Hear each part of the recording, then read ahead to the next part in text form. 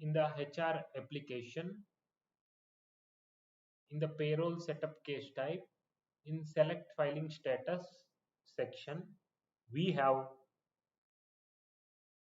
created a filing status field, and in the text label field I am keeping in 010102 rule set version. It is in currently in this version for lock and roll demo.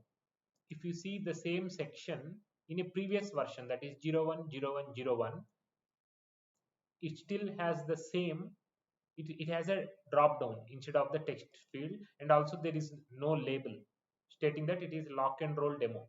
Now when you create a new case type for the payroll setup case, you can observe that because of rule resolution, the section in the highest rule set version, that is 010102, will get picked. As you can see, the label states that in 010102 rule set version lock and roll demo. Go to application, structure, rule set stack to open the application structure landing page.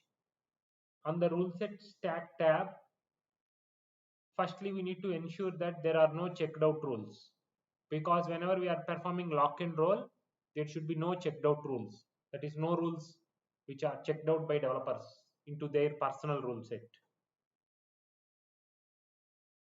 If there are any, firstly we have to check in all those rules.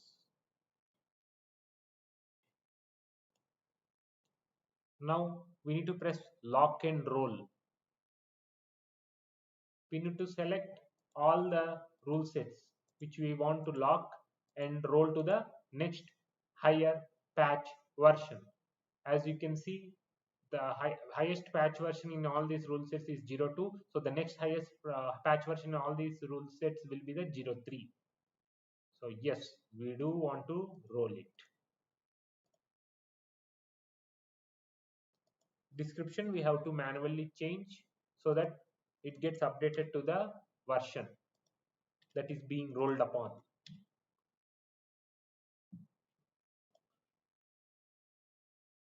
You can select this option to update the application rule to include the new rule set versions.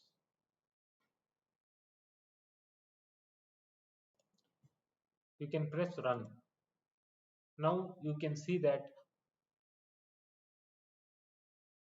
okay, we got some error. So the error is value cannot be blank. That is, you need to enter some password. Maybe for now I can enter rules as the password for all this. So as the name of the wizard says, lock and roll.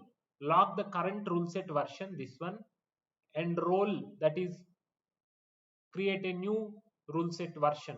Roll the rules in this 02 version to the 03. So as we are telling it to lock, we need to give the password to lock it, because when you, in the future when you want to unlock it, you need to enter the same password. Run it. As you can see here, now the latest rule set versions are 03. If you select this, it will again ask you to enter the password and the option to the roll to 04, that is the next highest version. But we want to do lock and roll only once. Now you can go to the application, you can refresh it, and you can open that rule set HR apps 0101. Earlier it was only till 010102, but now as I have run the lock and roll wizard, it has created the 03 patch version as well. If you see in this, now we can make the new changes in this 010103 rule set version. Whatever change I did earlier in select filing status section, that is in the 010102 rule set version, that is now locked, that is freezed. You can no longer check out or make changes in this. Say if I want to make changes in this, then I need to save as to the next highest patch version that got created by running the lock and roll wizard. This is the mechanism to use the lock and roll wizard and development using the lock and roll wizard.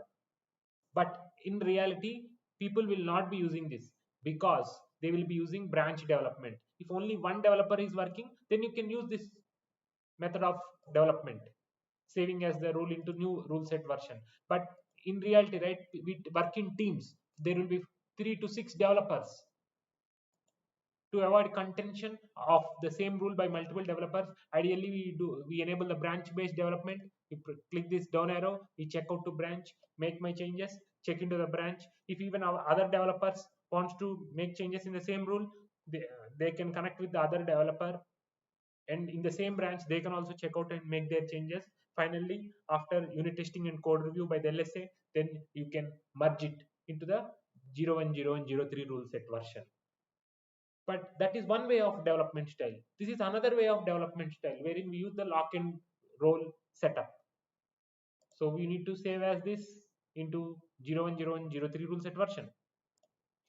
Select the same rule set and the next highest version. So now I have saved as the same rule into the 0.1, 0.1, 0.3 rule set version. To distinguish between these two rules, I need to make some change, right? So now currently I will make this is in 0.1, 0.1, 0.3 rule set version, and here I will mention as skimming demo.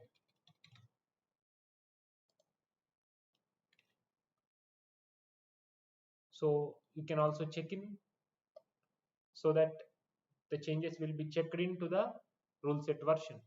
Currently it's in your edit. Other developers can't see these changes until you check in.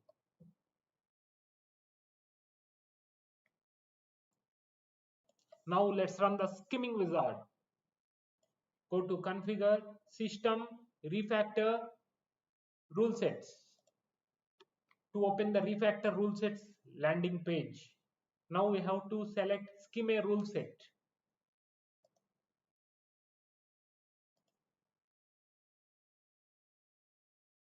So currently I want to skim all the rules from 010101 through 010103 to 010201. That is the next highest minor version. That is I am going to do a minor skim. So you need to select minor version rule set skim. This is my rule set. So I want to do from 00101 to 01103 to the new version, that is 010201. Skim it. Earlier we did a lock and roll, so it was a simple exercise because it's just the logs the current rule set versions and creates the next higher patch version. That's it, right? But in skimming, right, we are going with the next minor version. So all the rules from 010101 through 010103 will be analyzed, and the highest version rule among all these rule set versions will be placed in 010201. Consider rule A is present only in 010101, then that will be moved to 010201. Consider rule B that is present in 010101 and 02 and 03, that is it is present in all the three patch versions. Then as per rule resolution the highest one will be picked and that will be placed in 010201. As you can see now, the skimming process is completed. So like this, you need to perform the same exercise for all the rule sets in your application to skim all the rule sets to 010201. HR apps, HR apps int, HRFW, framework int, credit check, CE base, everything. So for our demo, we will be going with skimming of only one rule set version. As you can see here, if you open this, the HR apps rule set, where is 0102? It's not there because you have to manually increment that version in your application definition rule after you perform a minor skim. So here you need to now reference to the 0102 version because that's where we did the skimming. So you can change it, save it, open it.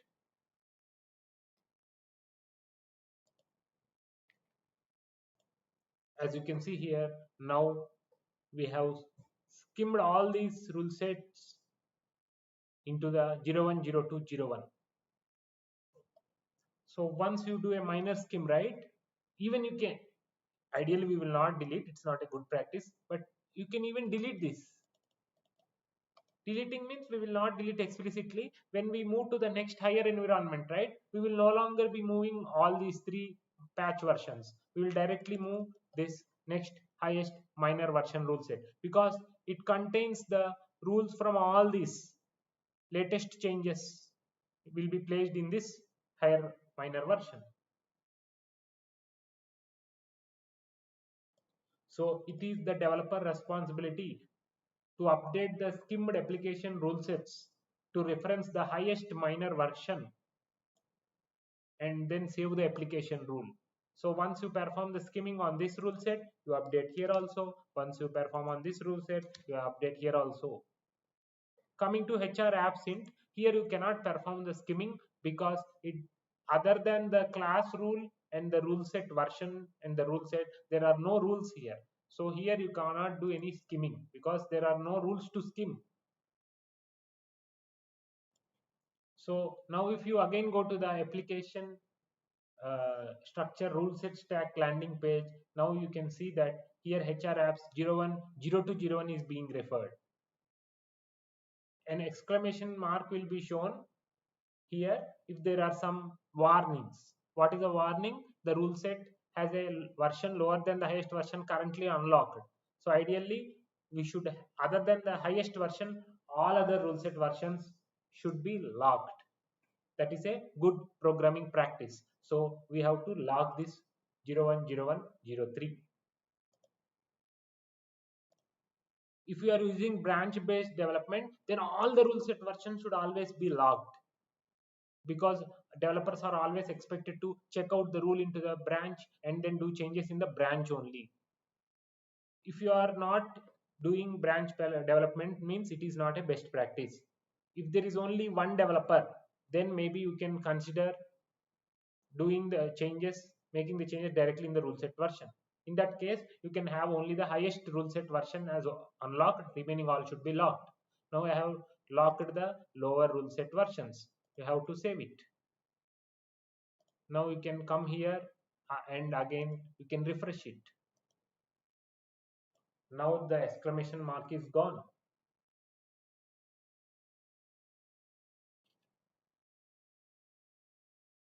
Thank you.